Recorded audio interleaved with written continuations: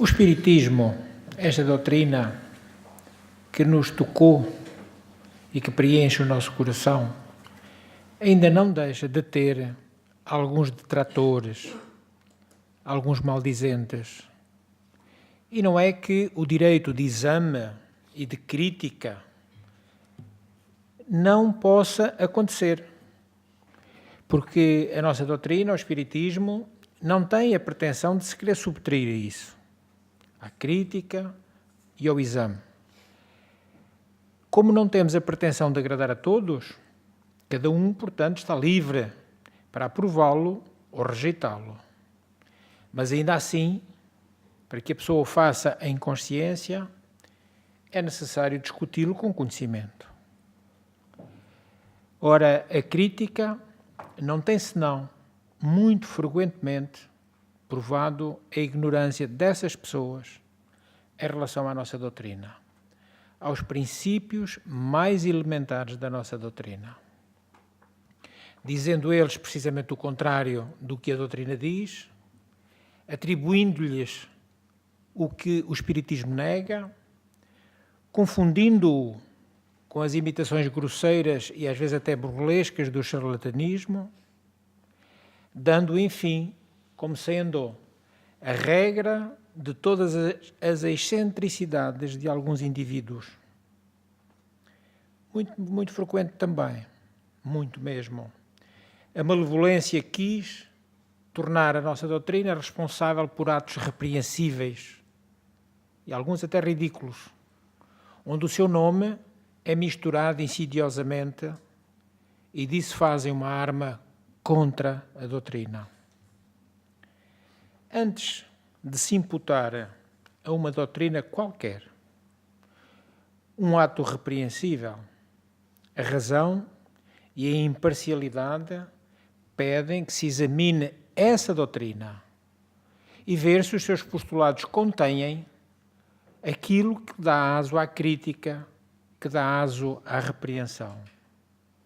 Então, para conhecer a parte de responsabilidade que incumbe ao Espiritismo numa dada circunstância, há um meio muito simples que é o de inquirir de boa fé. É indispensável a boa fé. E não irmos perguntar aos adversários da doutrina, mas irmos beber na sua própria fonte.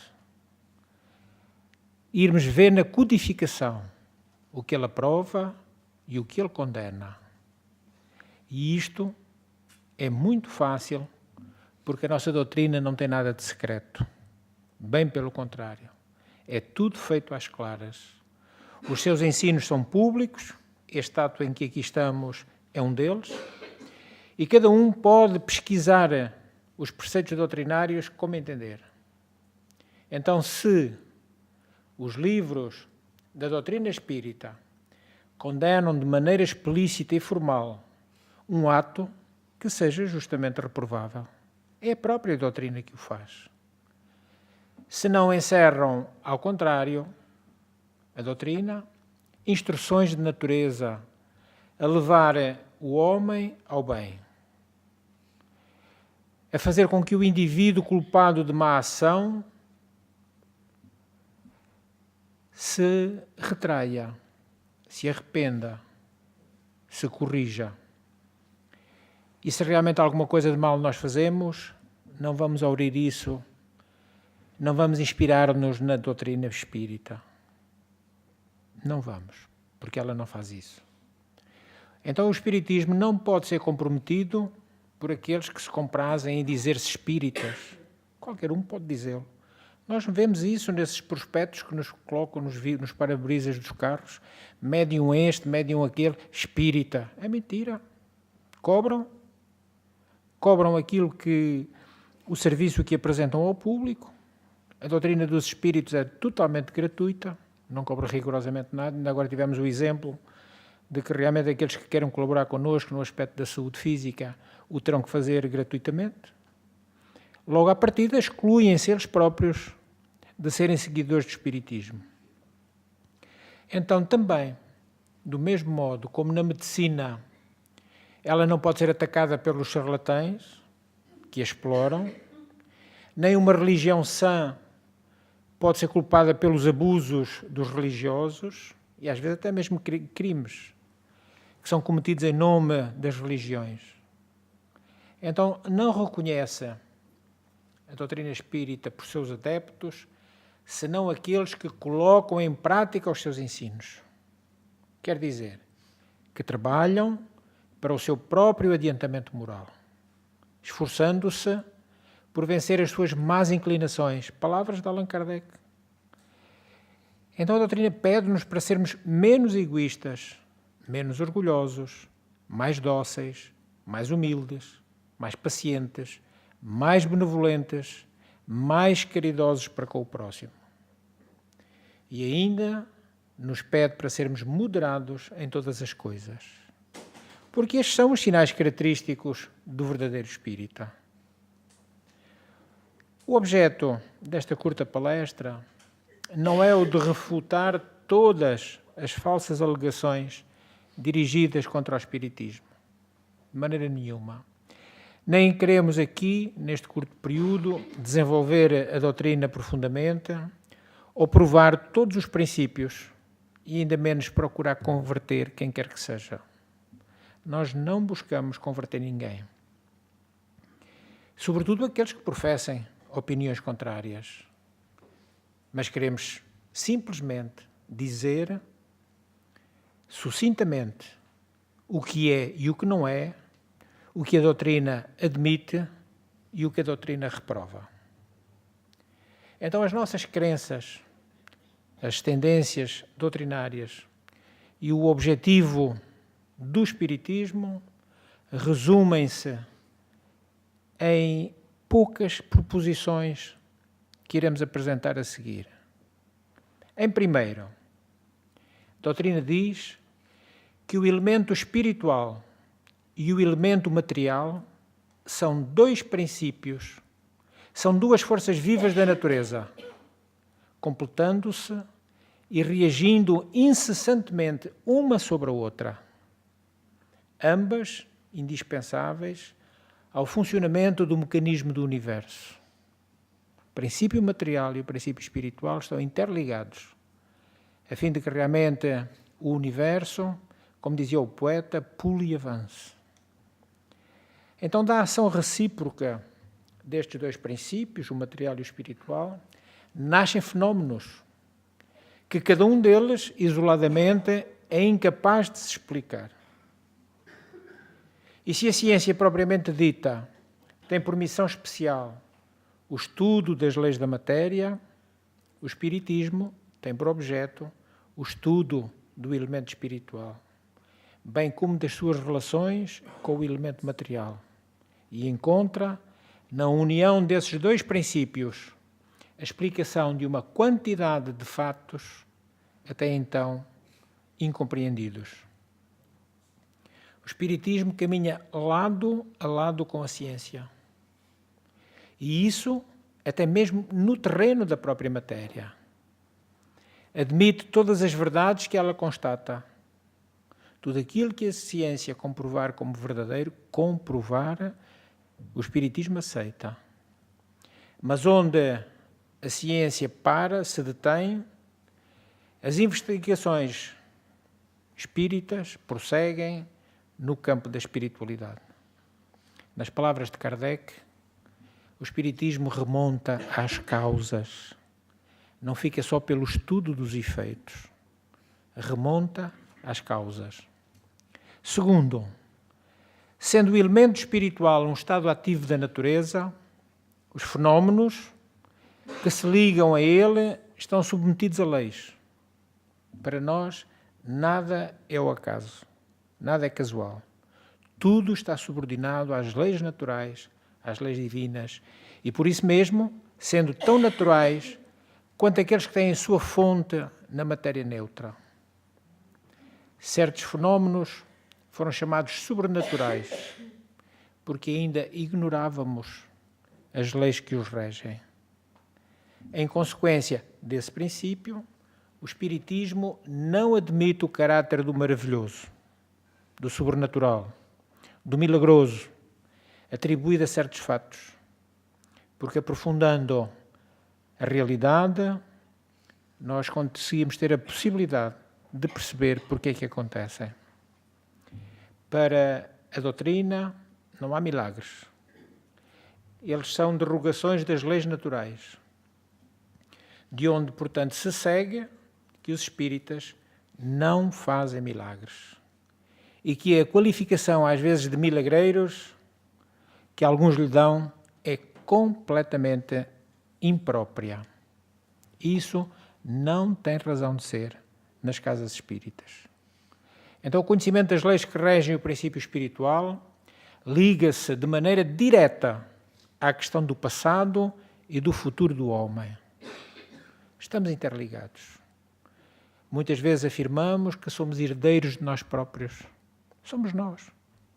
Através da nossa maneira de ser, de estar, de pensar, que vamos criando aquilo que é o nosso futuro e hoje estamos colhendo aquilo que foi semeado no nosso passado. Então perguntamos, será a vida limitada apenas à existência atual? Entrando neste mundo, o homem saiu do nada?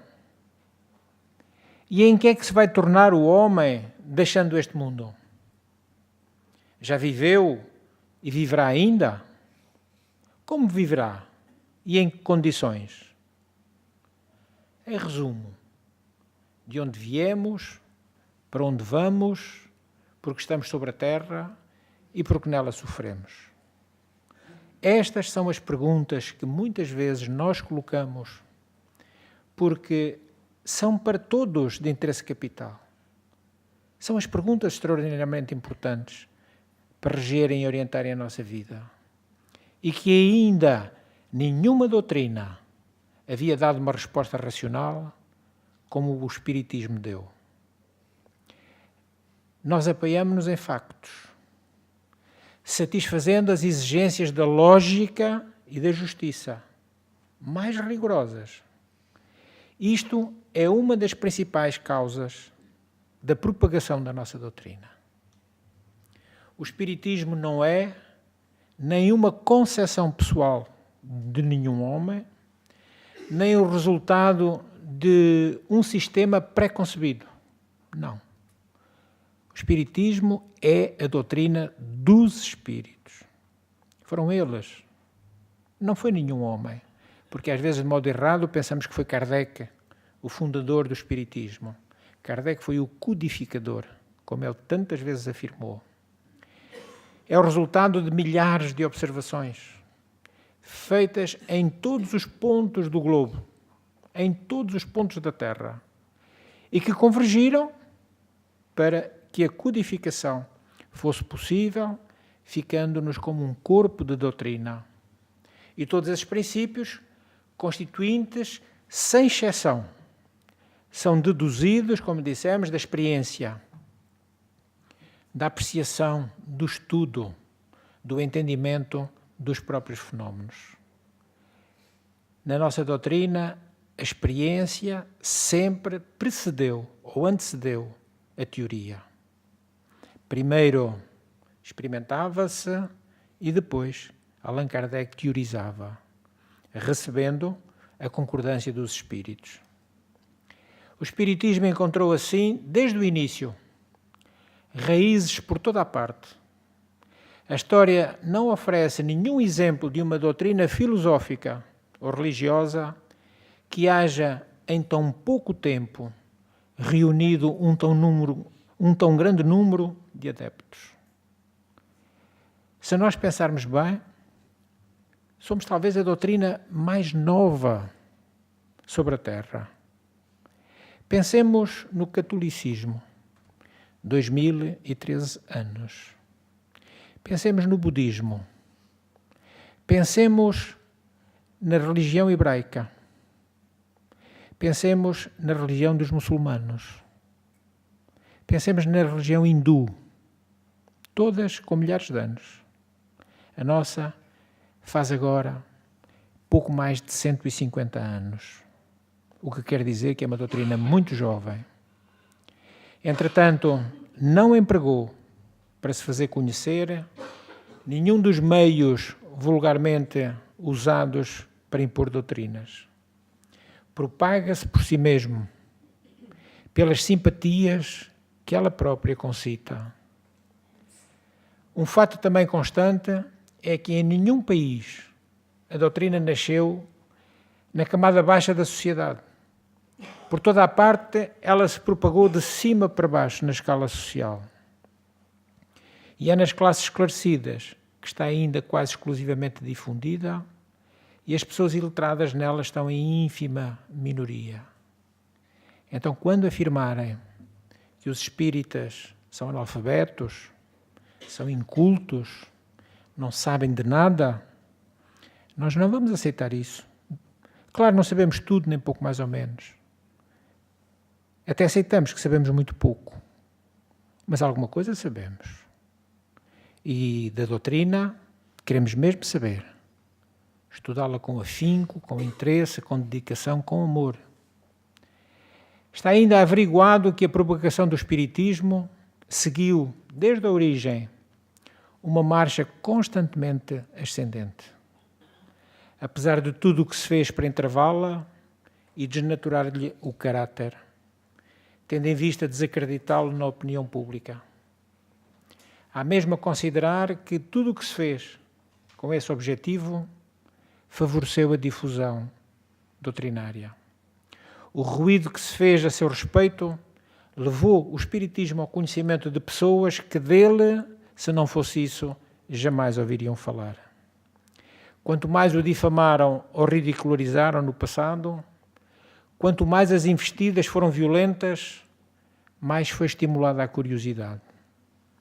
E como não pode, se não ganhar o livre exame, disso resultou que os seus adversários, os adversários que se opunham, sem querer, acabaram por ser os seus mais ardentes propagadores. Pensemos no último ato da Inquisição Espanhola, fim do século XVIII, fim do século XIX, em plena praça de Barcelona, são queimados 300 livros, algumas revistas e jornais espíritas. Foi feito um auto de fé, lavrado pelo bispo de Barcelona. Quando este ato ignóbil, no nosso entender, terminou e as forças policiais e religiosas se afastaram, toda a população presente correu para as chamas para ver o que podiam aproveitar para saberem o que é que estava sendo queimado. E esse ato em Barcelona, não temos dúvidas nenhumas, fez com que nessa cidade despertasse o interesse pelas obras e pela doutrina espírita. Então, se as acusações não lhe trouxeram nenhum prejuízo, foi porque, estudando-o na fonte verdadeira, o encontraram diferente do que havia sido apresentado. Nas lutas que lhe impuseram e o espiritismo se sustentou, as pessoas imparciais deram-se conta da moderação da nossa doutrina. Jamais usou de represálias contra os seus adversários, nem respondeu às injúrias com injúrias. O espiritismo é uma doutrina filosófica que tem consequências religiosas, como toda a doutrina espiritualista. Por isso mesmo, toca forçosamente as bases fundamentais de todas as religiões. Deus, a alma e a vida futura. Mas não é uma religião constituída, tendo em vista que não tem nem culto, nem rito, nem templo. E que entre os seus adeptos nenhum tomou ou recebeu o título de sacerdote ou de sumo sacerdote. Essas qualificações, quando dizem que existem, são pura invenção da crítica. É-se espírita somente porque se simpatiza com os princípios da doutrina e que com ela coadunamos a nossa conduta. É uma opinião como qualquer outra que cada um deve ter o direito de professar. Como se tem o direito de ser judeu, católico, protestante, hindu, muçulmano, voltariano, cartesiano, deísta ou até mesmo materialista. Todos têm o direito de estar onde entendem. O Espiritismo proclama a liberdade de consciência como um direito natural. Reclama para os seus esse direito, como para todos os outros, como para todo o mundo. Respeita todas as convicções sinceras e pede o direito de reciprocidade. Se respeitamos, respeitem-nos. Somos tolerantes pela liberdade de consciência, porque ele decorre do direito de ser livre, de examinarmos livremente tudo aquilo que seja matéria de fé. O Espiritismo combate, o bom combate, o princípio da fé cega, aquela que impõe ao homem a abdicação do seu próprio julgamento. Propaga que toda a fé imposta não tem fundamento. Porque nós sabemos, assim que se acaba a imposição, tudo muda. Tudo aquilo que é imposto não tem valor. Tem valor aquilo que é aceite. Por isso inscreveu entre as suas máximas: não há fé inabalável, senão aquela que pode encarar a razão face a face em todas as épocas da humanidade. É uma das máximas da nossa doutrina. Ela é coerente com os seus princípios. O Espiritismo não se impõe a ninguém. Quer ser aceite livremente e por convicção. Expõe os seus postulados e recebe aqueles que a ele vêm voluntariamente. Não procura desviar ninguém de suas convicções religiosas. Não se dirige àqueles que têm uma fé e a quem essa fé basta, mas àqueles que, não estando satisfeitos com aquilo que se lhes deu, procuram alguma coisa melhor. Tudo quanto dissemos parece algo extraordinariamente atual. Foi dito por Allan Kardec antes de 1869, porque essa é a data da sua morte, e encontra-se tudo isto exarado nas obras póstumas, publicado em Paris em janeiro de 1890. Se escrevêssemos agora, neste instante, não alteraríamos uma vírgula. Este livro, Obras Póstumas, está dividido em duas partes, duas grandes partes, e completamente heterogéneas. Contém diversos artigos escritos por Kardec. O conteúdo geral da obra é bastante esclarecedora a respeito dos seus pontos de vista acerca de vários temas, de ordem não só filosófica, como moral e até mesmo religiosa. Se o estudarmos, só nos podemos enriquecer espiritualmente através desse mesmo estudo. Precisamos realmente, aqueles que quisermos fazer a propagação da doutrina, precisamos segui-la, que é o mais difícil da nossa doutrina. Faz algum tempo em que nós ouvimos da parte de um grande jornalista da televisão brasileira dizer algo que nunca mais esquecemos. Porque ao defender a doutrina espírita em relação a Chico Xavier, ao nosso querido Chico Xavier, quem o estava a entrevistar perguntou-lhe: mas você é espírita?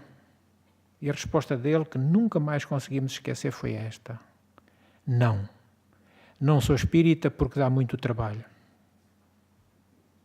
Esta é a verdade. Aprendermos a doutrina nada custa.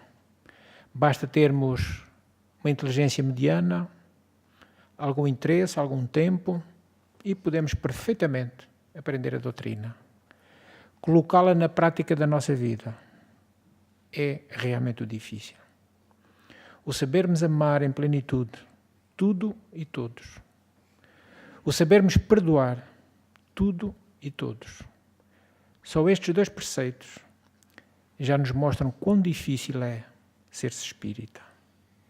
Então, nesta tranquilidade deste momento, em que tentamos que as palavras fluíssem, a fim de que realmente fosse possível entendermos esta mensagem de Allan Kardec, nós agradecemos a Jesus a oportunidade.